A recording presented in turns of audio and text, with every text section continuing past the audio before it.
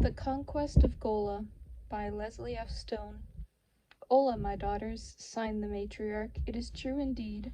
I am the only living one upon Gola who remembers the invasion from the Detaxel.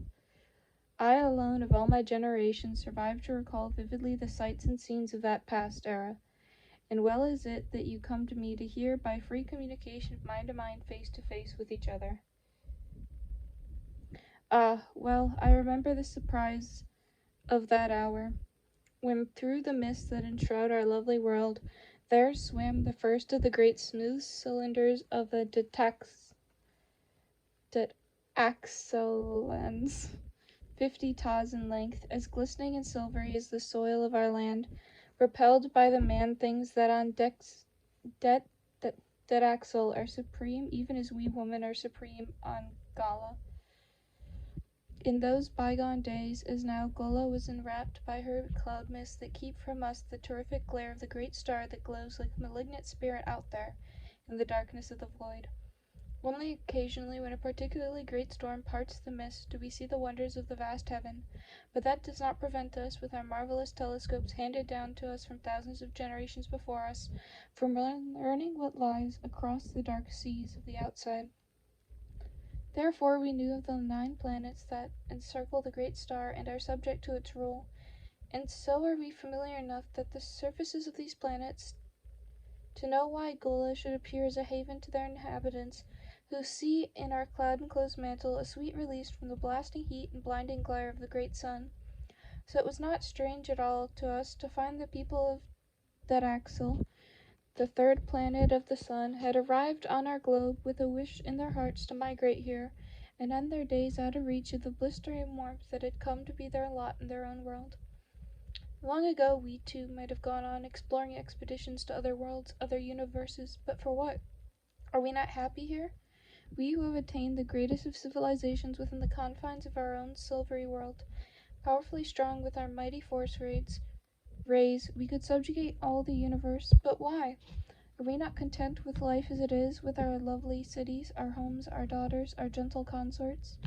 Why spend physical energy in combative strife for something we do not wish, when our mental processes carry us further and beyond the conquest of the mere terrestrial exploitation? On Detaxel it is different, for there are the peoples, the ignoble male creatures, bred for their physical prowess, leaving the development of their sciences, their philosophies, and the contemplation of the abstract to a chosen few. The greater part of the race faces forth to conquer, to lay waste, to struggle and fight as the animals do over a morsel of worthless territory.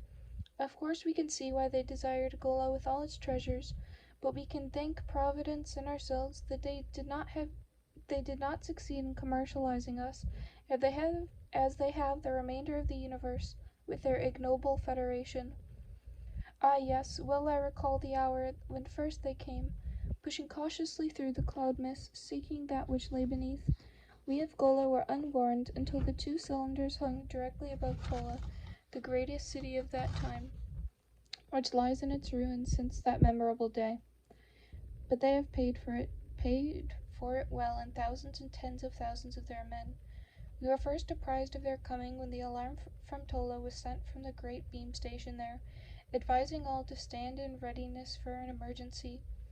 Gebli, my mother, was then queen of all Gola, and I was by her side in Morka, the pleasant seaside resort, where I shall soon travel to partake in its rejuvenating waters. With us were 4 of Gebel's consorts, sweet gentle males that gave Gebel much pleasure in those free hours away from the worries of state. When the word of the stranger's descent over our home city, Tola, came to us, all else was forgotten. With me at her side, Gebel hastened to the beam station, and there in the matter transmitter we dispatched our physical beings to the palace at Tola, and the next moment were staring upward at the 2 strange shapes etched against the clouds. What the Detaxelan ships were waiting for we did not know then, but later we learned.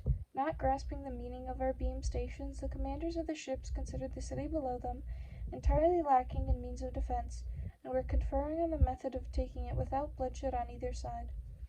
It was not long after our arrival in Tola that the first of the ships began to descend toward the great square before the palace. Gebli watched without a word, her great mind already scanning the brains of those whom she found within the great machine. She transferred to my mind but a single thought as I stood there at her side, and that with a sneer: barbarians. Now the ship was settling in the square, and after a few moments of hesitation, a circular doorway appeared at the side, and 4 of the Ditaxilans came through the opening.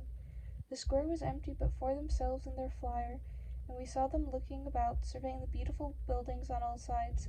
They seemed to recognize the palace for what it was, and in one accord moved in our direction.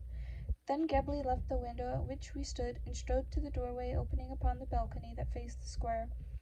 The Delaxians halted in their tracks when they saw her slender, graceful form appear, and removing the strange coverings they wore on their heads, they each made a bow. Again Gebli sneered, for only the male things of our world bow their heads, and so she recognized these visitors for what they were, nothing more than the despicable males of the species, and what creatures they were. Imagine a short, almost flat body set high upon 2 slender legs, the body tapering in the middle, several times as broad across as it is through the center, with 2 arms almost as long as the legs attached to the upper part of the torso. A small column-like neck of only a few inches divides the head of oval shape from the body, and in this head only are set the organs of sight, hearing, and scent. Their bodies were like a patchwork of misguided nature. Yes, strange as it is, my daughters, practically all of the creature's faculties had their base in the small ungainly head, and each organ was perforce pressed into serving for several functions. For instance, the breathing nostrils also served for scenting out odors, nor was this organ able to exclude any disagreeable odors that might come its way, but had to dispense to the brain both pleasant and unpleasant odors at the same time. Then there was the mouth set directly beneath the nose, and here again we had an example of one organ doing the work of 2, for the creature not only used the mouth to take in the food for its body, but also used the mouth to enunciate the excruciatingly ugly sounds of its language. Never before have I seen such a poorly organized body, so unlike our own highly developed organisms. How much nicer it is to be able to call forth any organ at will, and dispense with it when its usefulness is over. Instead, these poor Dedalaxians had to carry theirs about in physical being all the time, so that always was the surface of their bodies entirely marred. Yet that was not the only part of their ugliness, and proof of the lowliness of their origin, for whereas our fine bodies support themselves by muscular development, these poor creatures were dependent entirely upon a strange structure to keep them in their proper shape. Imagine, if you can, a bony skeleton somewhat like the foundations upon which we build our edifices, laying stone and cement over the steel framework. But this skeleton instead is inside a body which the flesh, muscle, and skin overlay. Everywhere in their bodies are these cartilaginous structures, hard, heavy, bony structures developed by the chemicals of the being for its use.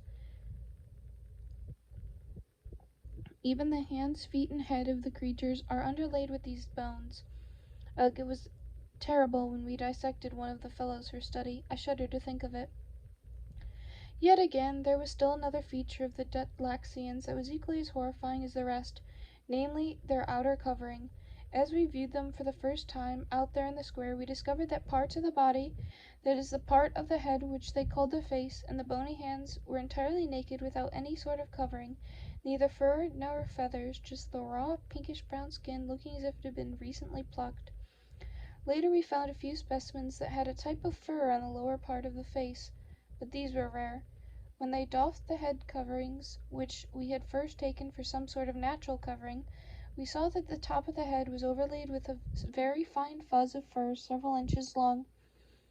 We did not know in the beginning that the strange coverings on the bodies of the 4 men, green in color, was not a natural growth, but later discovered that such was the truth, and not only the face and hands were bare of fur, but the entire body, except for a fine sprinkling of hair that was scarcely visible except on the chest, which was also bare.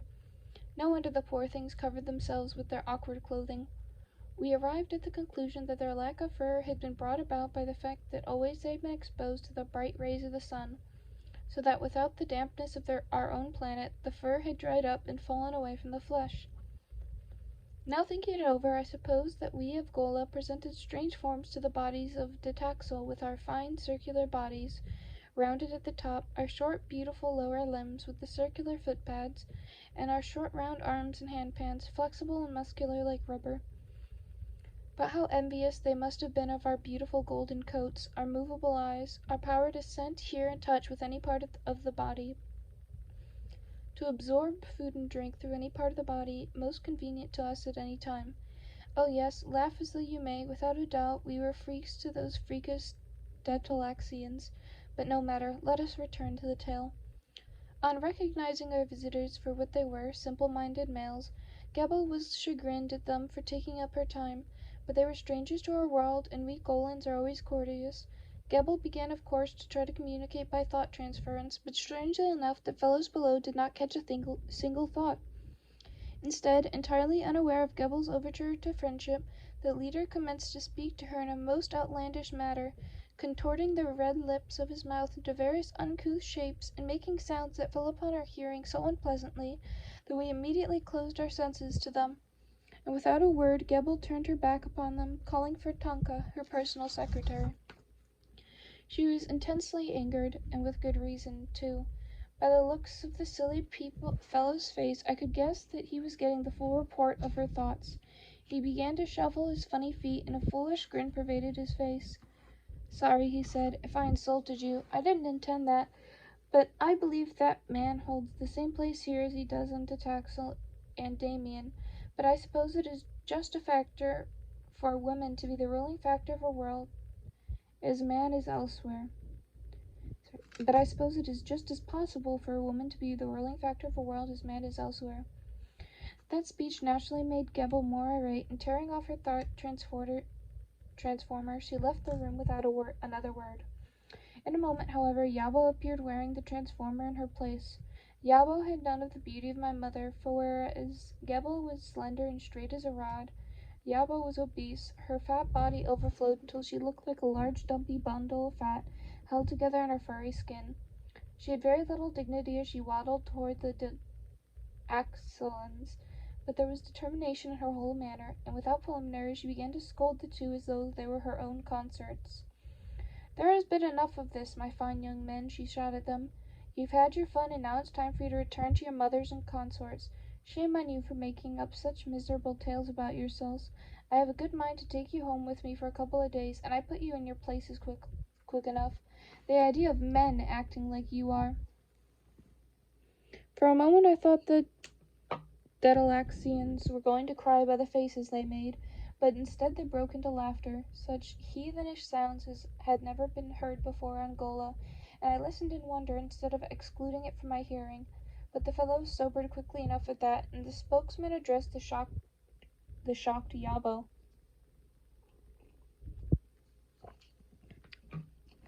"I see," said he.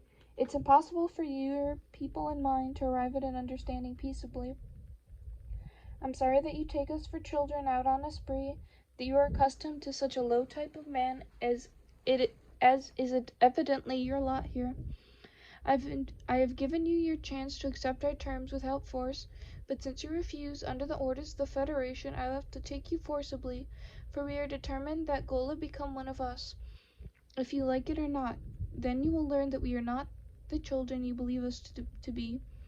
You may go to your Supercilious Queen now, and advise her that we give you exactly 10 hours in which to evacuate this city, for precisely on the hour we will lay this city in ruins, and if that does not suffice you, we will do the same to every other city on the planet. Remember, 10 hours. With that he took the mechanical thought transformer from his head and tossed it on the table.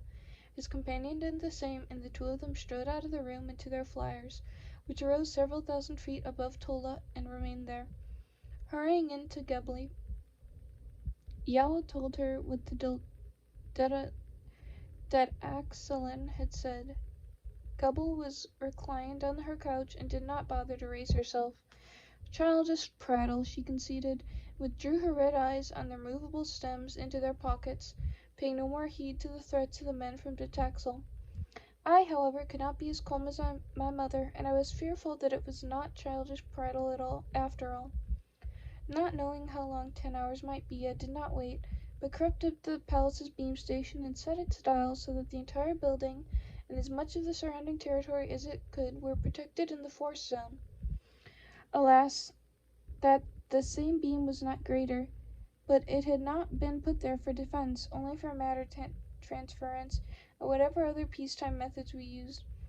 It was the means of proving just the same that it was also a very good defensive instrument, for just 2 hours later the hovering ships above let loose their powers of destruction, heavy explosions that entirely demolished all of Tola and its millions of people, and only the palace royal of all that beauty was left standing. Awakened from her nap by the terrible detonation, Gebel came hurriedly to a window to view the ruin, and she was wild with grief at what she saw. Gebel, however, saw that there was urgent need for action. She knew without my telling her what I had done to protect the palace, and though she showed no sign of appreciation, I knew that I had won a greater place in her regard than any other of her many daughters, and would henceforth be her favorite as well as her successor.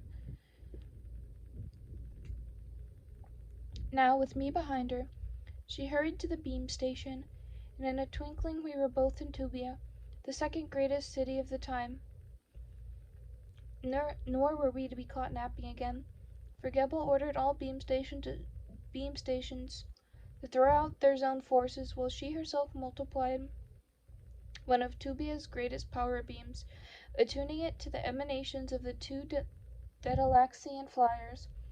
In less than an ooze the 2 ships were seen through the mist heading for Tubia. For a moment I grew fearful, but on realizing that they were after all in our grip, and the attractors held every living thing powerless against movement, I grew calm and watched them come over the city, and the beam pulled them to the ground. With the beam still upon them, they lay supine on the ground without motion. Descending to the square, Gebel called for Ray C, and when the machine arrived, she herself directed the cutting of the hole in the side of the flyer, and was the first to enter it with me immediately behind, as usual. We were both astonished by what we saw of the great array of machinery within, but a glance told Ghibli all she wanted to know of their principles. She interested herself only in the men standing rigidly in whatever position our beam had caught them. Only the eyes of the creatures expressed their fright, poor things, unable to move so much as a hair, while we moved among them untouched by the power of the beam, because of the strength of our own minds. They could have fought against it if they had known how, but their simple minds were too weak for such exercise. Now glancing about among the stiff forms around us, of which there were 1,000, Gebel picked out those of the males she desired for observation, choosing those she judged to be their finest specimens, those with much hair on their faces and having much more girth than the others. These she ordered removed by several workers who followed us, and then we emerged again to the outdoors. Using hand beam torches, the picked specimens were kept immobile after they were out of reach of the greater beam, and were borne into the laboratory of the building Gebel had converted into her new palace.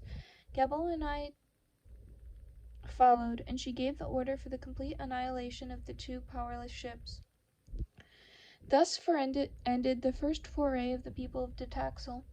For the next 2 tells there was peace upon our globe again. In the laboratory, the 30 who had been rescued from their ships were given thorough examinations both physically and mentally, and we learned all there was to know about them. Hearing of the destruction of their ships, most of the creatures had become frightened and were quite docile in our hands. Those that were unruly were used in the dissecting room for the advancement of Golan knowledge. After a complete study of them, which yielded little, we lost interest in them scientifically. Gebel, however, found some pleasure in having the poor creatures around her, and kept 3 of them in her own chambers so she could delve into their brains as she pleased. The others she doled out to her favorites as she saw fit. One she gave to me to act as a slave or in what capacity I desired him, but my interest in him soon waned, especially since I had now come of age and was allowed to have 2 consorts of my own, and go about the business of bringing my daughters into the world. The slave I called John and gave him complete freedom of my house. If only we had foreseen what was coming, we would have annihilated every one of them immediately. It did please me later to find that John was learning our language and finding a place in my household, making friends with my two shut-in consorts. But as I have said, I paid little attention to him. So life went on smoothly, with scarcely a change after the destruction of the ships of Detaxel. But that did not mean we were unprepared for more. Gebel reasoned that there would be more ships forthcoming when the Detaxelans found that the first two did not return. So although it was sometimes inconvenient, the zones of force were kept upon our cities. And Gebel was right, for the day came when dozens of flyers descended upon Gola from Detaxel. But this time the zones of force did not hold them, since the zones were not in operation. And we were unwarned, for when they descended upon us, our world was sleeping, confident that our zones were our protection. The first indication that I had found trouble brewing was when, awakening, I found the ugly form of John bending over me. Surprised, for it was not his habit to arouse me, I started up only to find his arms about me, embracing me. And how strong he was! For the moment a new emotion swept me. For the first time I knew the pleasure it had to be had in the arms of a strong man. But that emotion was short-lived, for I saw in the blue eyes of my slave that he had recognized the look in my eyes for what it was, and for the moment he was tender. Later I was to grow angry when I thought of that expression of his, for his eyes filled with pity for me. But pity did not stay. Instead he grinned, and the next instant he was binding me down to my couch with a strong rope. Gebel, I learned later, had been treated as were members of the council and every other woman in Gola. That was what came of allowing our men to meet on common ground with the creatures from Detaxel, for a weak mind is open to seeds of rebellion, and the Detaxelans had sown it well, promising dominance to the lesser creatures of Gola. That, however, was only part of the plot on the part of the Detaxelans. They were determined not only to revenge those that we had murdered, but also to gain mastery of our planet. Unnoticed by us, they had constructed a machine which transmits sound as we transmit thought, and by that its means had communicated with their own world, advising them of the very hour to strike when all of Gola was slumbering. It was a masterful stroke, only they did not know the power of the mind of Gola, so much more ancient than theirs. Lying there, bound on my couch, I was able to see out the window and trembled with terror. I watched a half-dozen Detaxelan flyers descend into Tubia, guessing the same was happening in our other cities. I was truly frightened, for I did not have the brain of a Gebel. I was young yet, and in fear I watched the hordes march out of their machines, saw the thousands of our men join them. Free from restraint, the shut-ins were having their holiday, and now they converted out in the open, most of the time getting in the way of the freakish Detaxelans, who were certainly taking over our city.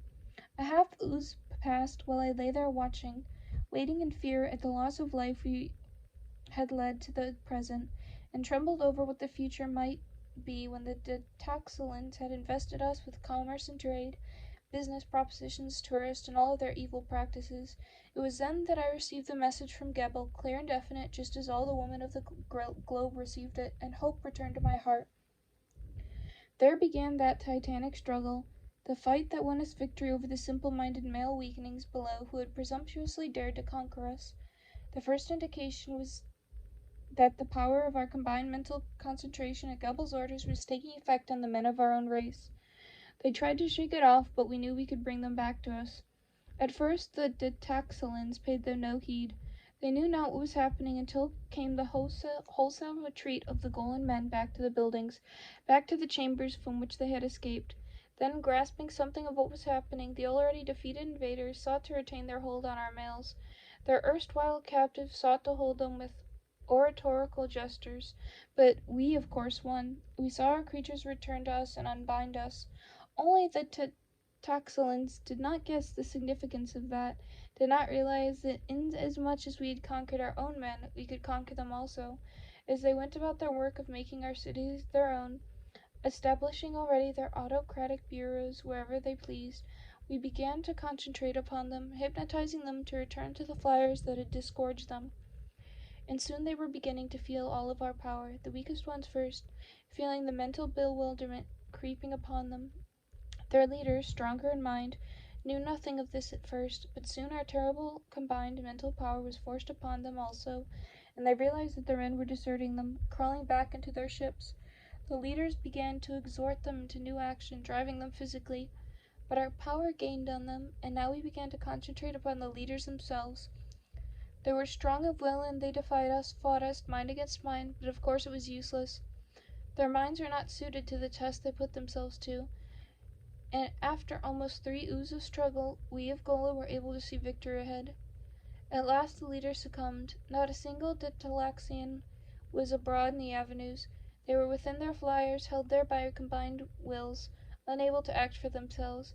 It was then as easy for us to switch the zones of force upon them, subjugate them more securely, and with the annihilator beam to disintegrate completely every ship and man into nothingness. Thousands upon thousands died that day, and Gola was indeed revenged. Thus, my daughters, ended the second invasion of Gola. And, oh yes, more came from their planets to discover what had happened to their ships and their men, but we of Gola no longer hesitated, and they no sooner appeared beneath the mists than they too were annihilated, until at last that Axel gave up the thought of conquering our cloud-laden world. Perhaps in the future they will attempt again, but we are always in readiness for them now, and our men, well, they are still the same ineffectual weaklings, my daughters.